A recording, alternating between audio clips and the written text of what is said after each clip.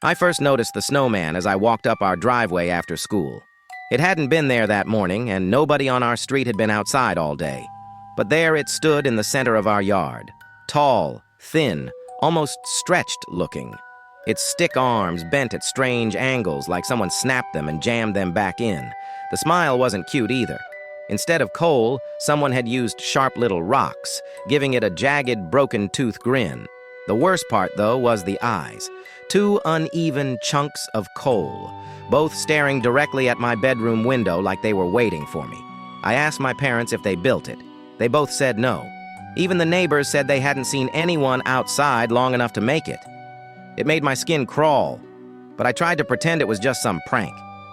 That night, around midnight, I was lying in bed listening to the heater hum when I heard something outside, slow, heavy crunches in the snow.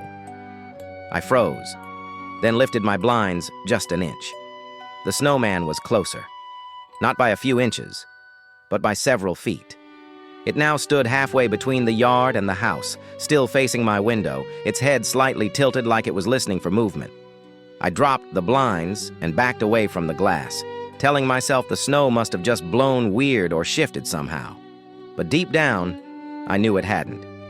Around 1:45 a.m., I woke again to a soft, steady tapping on my window.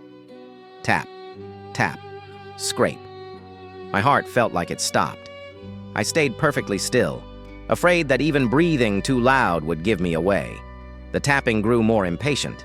Finally, shaking, I lifted the blinds just enough to see outside. The snowman's face was pressed against the window. The rocks of its smile were pushed deeper, stretched wider, like someone had carved them in with a knife, and the coal eyes weren't coal anymore. They glistened, wet, reflective, alive. Then, seeping through the tiny cold space between the window frame and the glass, I heard it. "Let me in. It's so cold." I stumbled backward, knocking into my dresser. When I looked back at the window, it was gone. No snow disturbed, no tracks, no shadow, just empty yard like nothing had happened. I didn't sleep again.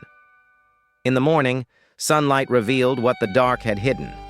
4 long, muddy drag marks on the outside of the glass. Finger marks, human-sized, and scratched faintly into the frost beneath them were the words, "Tonight, the door." Now it's Christmas Eve. Everyone else is asleep. I'm sitting in the living room with every light on, trying not to blink. A few minutes ago, I heard slow crunching footsteps moving across the porch, and right now, the doorknob is turning.